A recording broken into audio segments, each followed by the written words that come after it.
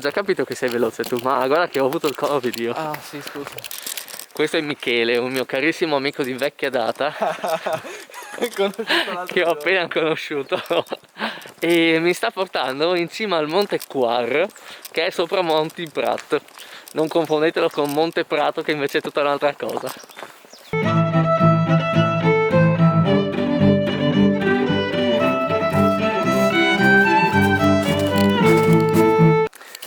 C'è Michele che mi ha appena conosciuto e già mi odia perché mi fermo ogni 2 secondi a fare foto e video.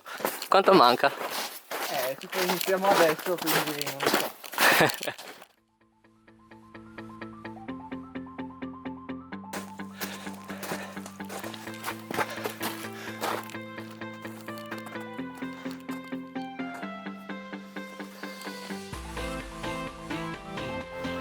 Già stanco?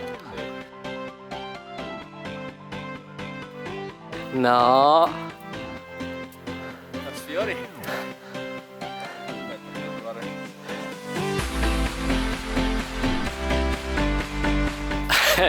Alla fase dello sfioro.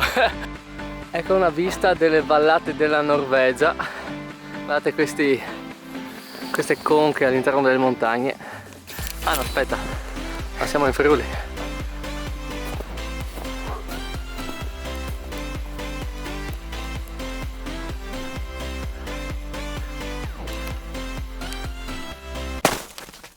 Abbiamo fatto tutta la cresta, adesso siamo rientrati un po' nel bosco perché sennò è troppo esposto.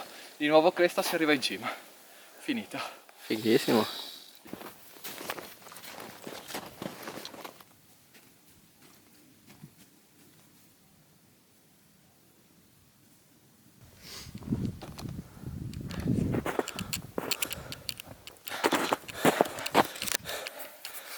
La faccia della vittoria. Della vittoria. Sconvolto. Ma là c'è una campanella. Sai vero cosa bisogna fare? Video scossissimo.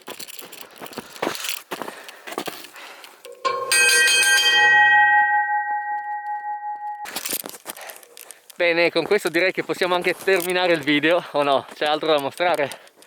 No, basta, dai.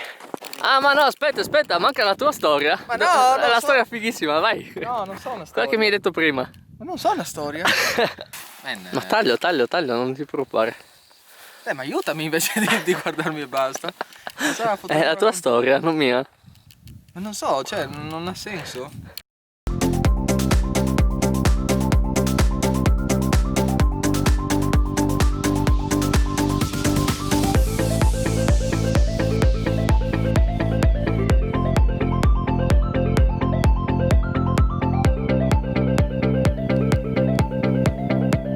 Stambecchi.